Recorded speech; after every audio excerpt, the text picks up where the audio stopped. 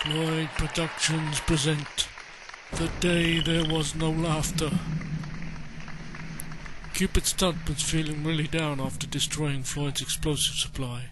He tried to lighten up the atmosphere by telling jokes, even off-the-cuff ones, but nobody laughed. And he realized quite quickly that he was a stuntman and should stick to performing stunts instead of telling jokes.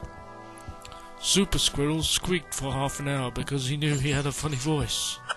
He was sure he could cheer up someone, but no one laughed at all. So he spent the rest of the day practicing his high wire act, especially his twists and turns. King Trumpeton was very somber indeed because Floyd's explosive store had been completely wiped out. As in this scene there weren't any jesters or clowns to cheer people up. What was to be done? Everybody was walking around looking glum and staring at the walls. Silly Bob tried to make everyone laugh by performing a few backflips and somersaults, but no one laughed, giggled, or even noticed he was trying to be funny. So, that night in depression, Silly Bob broke his teetotalness and went down to the local bar, downing 9 gin and tonics with Hank Stickerton the Tramp, who had just won 4,000 quid on the lottery, and feeling very generous, bought everyone a drink with the winnings. They both got very, very, very drunk, but still, there was no laughter.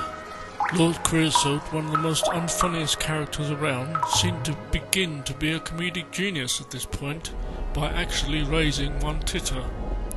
The next hour the moon was engulfed by Creosote's single ghostly titter, and because it haunted them so, they had to have it exercised, so they sent it to the gym, where it developed into a strain of laughter that became more contagious as the day went on. At first it got between people's conversations, causing a mild giggle. This giggle then got out of control and turned into a snigger, that quickly changed into a chuckle, which then developed into stitches, then hilarity, and rip-roaring belly laughs. In fact, Silly Bob and Hank Stickerton were so drunk, they never noticed that anything anyone said was now turning into endless outbursts of laughter, the kind of laughter that hurts. It hurt so much that they had to make up Dr. Patron jokes to try to alleviate the pain.